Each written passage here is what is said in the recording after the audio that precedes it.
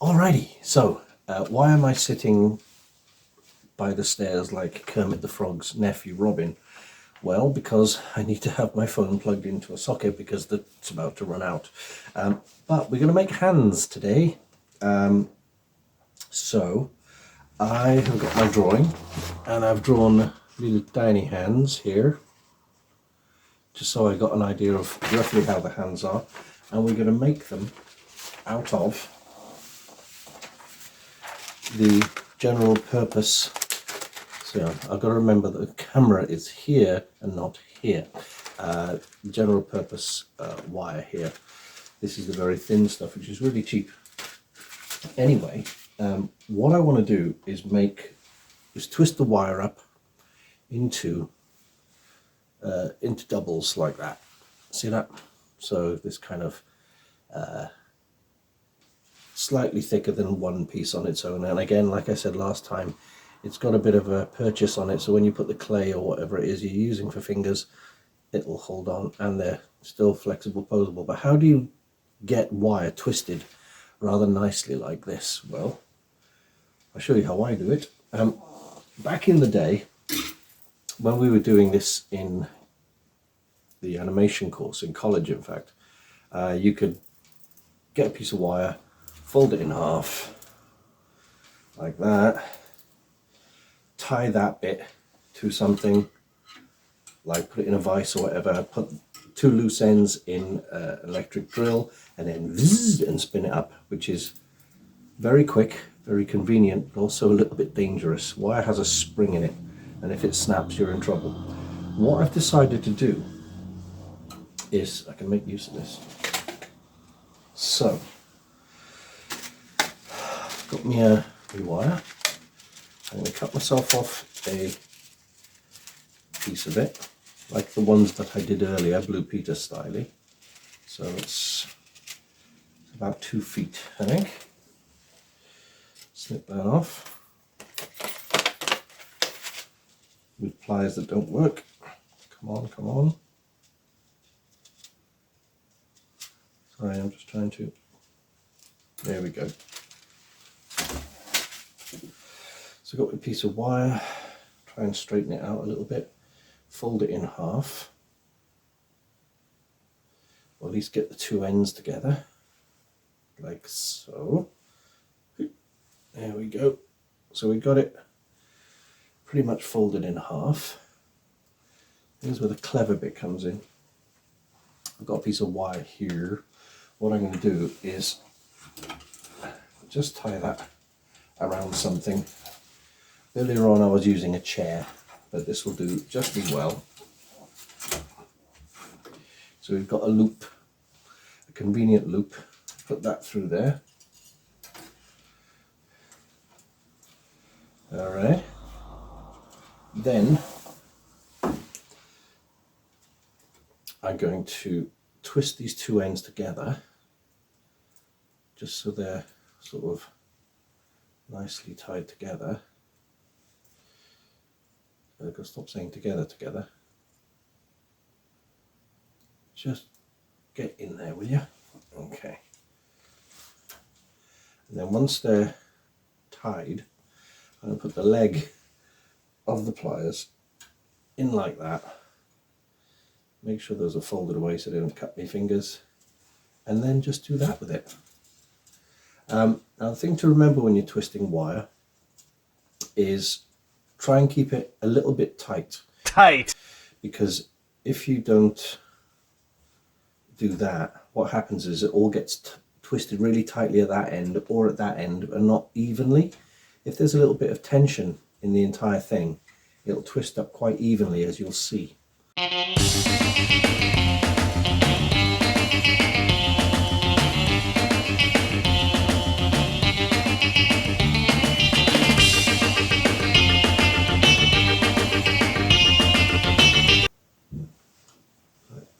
Just undo that. The reason I'm taking it off the end of this wire instead of just snipping it off is because I quite like the little, where are we? The little loop at the end. Also, I've got a slightly bigger loop at this end which I can use, because for the actual palm of the hand itself, the loop would be the center part, and we can put the fingers through there, and this stem there would be to go around the wrist, etc. So I think I've got enough for that now. So let's get back to the table. Hopefully my phone will be charged by now. I'm doing it again. I'm looking at there when I should be looking at here. Sorry about that. Anyway, let's go. Okay, so I've drawn a hand here. It's about the actual size. Now here is the end of one of the long twisty bits. So I'm going to make use of the loop at the end. That should be plenty. Now I'm going to cut off at least an arm's worth. I'll tell you in a minute for why. Okay. So we're going to assume the palm of the hand is the loop. Now we need to make a number of fingers. So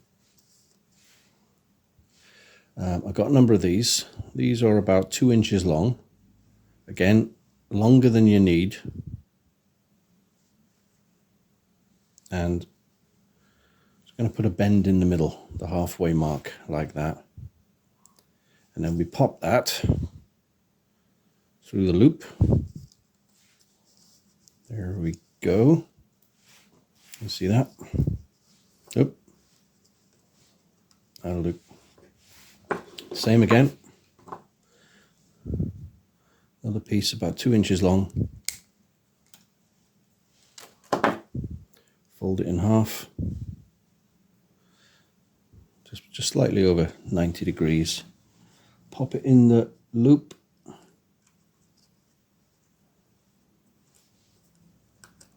Oh, maybe I can open these a little bit. There we go.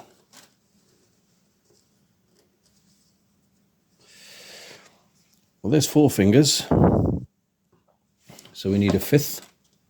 So this is going to be a long piece, about 3 inches long.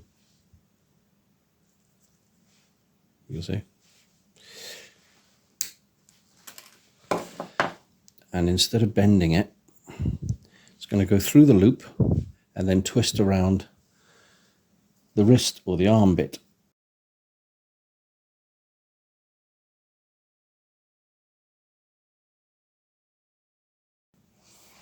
Leave that there to dry, and then we'll come back to it in a sec. It's milliput time.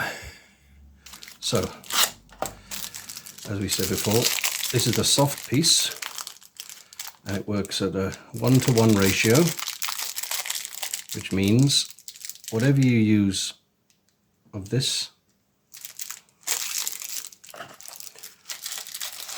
you use the same amount of this, which is the hardener.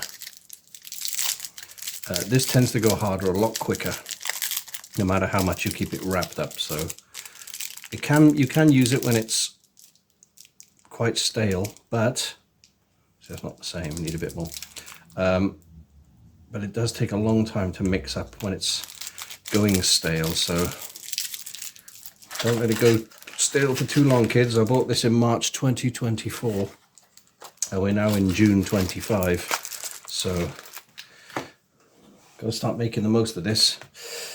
Okay, so I've got roughly a pea-sized ball of milliput here, and another pea-sized ball of the soft stuff. So the easiest way, basically, squish them together, roll them up into a sausage shape, roll that up again, keep folding it and rolling it, basically, until you can't see any difference between the two colours. It fell off there, and you. As it starts mixing, as I said before, it does warm up and it does get stickier. This is great stuff. This will set underwater if need be. Doesn't need any firing, but still a bit streaky. I can see some lines in it. But you've got to get it mixed nice and well, otherwise you may end up with soft spots or bright green bits that don't harden. So I just keep rolling it into little snakes, like so, and then roll that up any old way, and then keep rolling it into snakes. Some people do this for a long time, but I would rather make sure it's, so long as it's free of streaks, we're ready to go. So I've actually probably got enough for 2 hands here, but we'll just do the one for now, just so I can show you. And if I have any spare, I'm going to stick this on the armature itself. So I'm just going to flatten a piece out.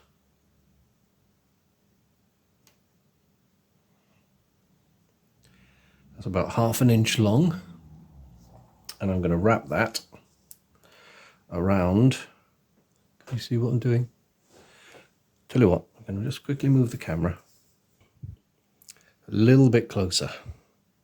We're going to wrap our 1/2 inch piece around where the glue went and give it a squish so it squeezes between the wires. And the trick is to be as sparingly as possible. Keep it nice and flat. But the point is, once this goes off, it should hold the pieces. See it sticking to my finger? That's what happens when it goes off. It gets very sticky. You can use water to smooth this out. But one of the best things that I do, fun fact kids, I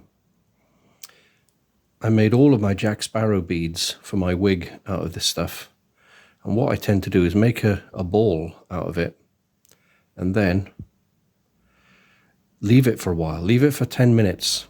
And then it's less sticky and it's a little harder. And then it's easier to work with. But as soon as it starts hardening, you've got to move fast before it becomes unworkable. You see I'm putting little bits in between the fingers here.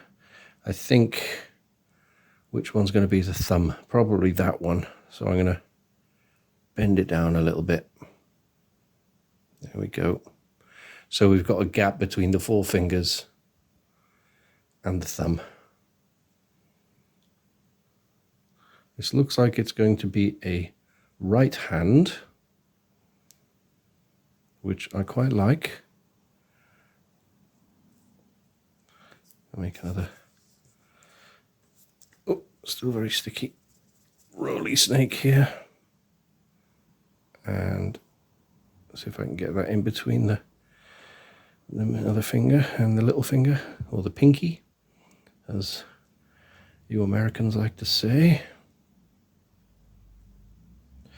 Right, that's it. I'm not going to put any more on because hopefully I'll still have enough posability in the wrist. I don't know if you can see that. It probably would have been better if I did it all like that, wouldn't it? Dang it. All right. So, thumb, 4 fingers. That'll be a right hand, and that leaves us these 2 loose ends to wrap around the wrist of the armature once we get the arm at the right size. And we can also trim the fingers to be shorter if need be. But we need to leave this for a good couple of hours. I would probably leave this overnight, to be honest, just to be very sure. But once it's hardened, you can actually get a scalpel in there and carve bits off if you think you've put too much in, just to keep it as minimal as possible. But we will be sculpting a hand over the top of that, or the fingers and a palm. Okay, cool. Yeah, so we've got this one. You can definitely see the thumb sticking out of there, and you need to trim that little finger. And this one has got a long middle finger. I just kind of picked the ones that seem to be in the right sort of position. So thumb sticking out at the sides, and then we can trim the fingers down. I'm thinking this being the middle finger, a little bit longer than the index finger. About that. Whee! He goes flying. Thumb can be shorter as well. I'm still going to keep them a little bit long, just in case I need to snip them even shorter, but I'm kind of happy with that. Do you see? Oh, there we go. There we go. So we got thumb and the other 4. I think that's pretty good. We need to do the same with this one. So we've got a thumb about that long. Just check.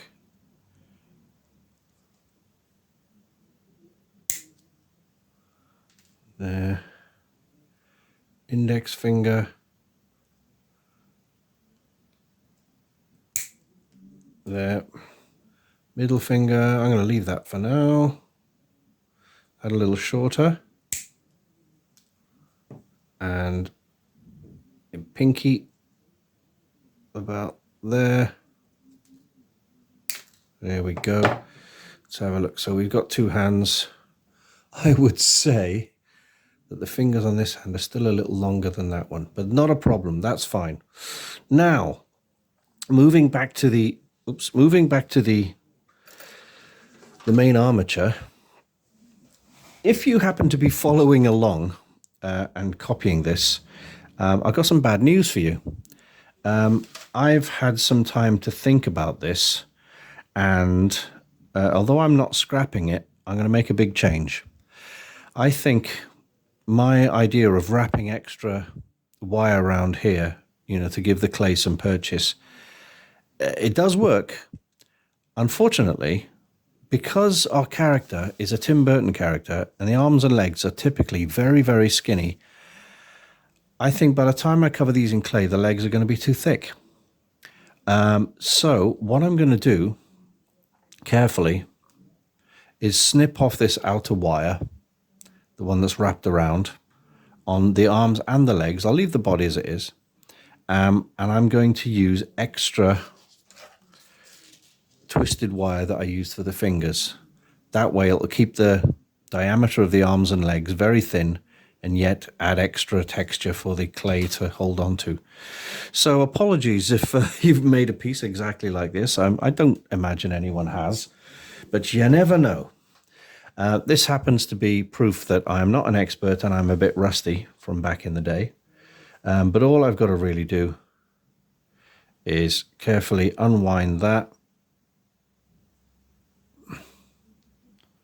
up to, say, the shoulder, and then snip it off. 1 hour later. And we're back. So, as you can see what I've done here, I've reposed the arms a little bit. This arm is further down because instead of holding the umbrella up, I'm going to have it pointing to the floor and she's going to be sort of resting on it with her hand. I bent the other arm up to get ready for the holding the rucksack strap. But you'll see the arms and legs are a lot thinner now, which I'm happier with.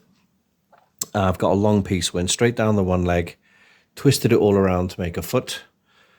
Same with this side, down this leg, twisted it around to make a foot, squished it into place using the pliers. Kind of happy with that, and much happier with the thickness. Now, I think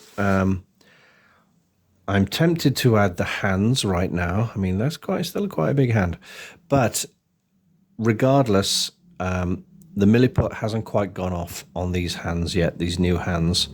So I think what I'll do for now, I'll leave that here. I think we've done enough on the wire for this week.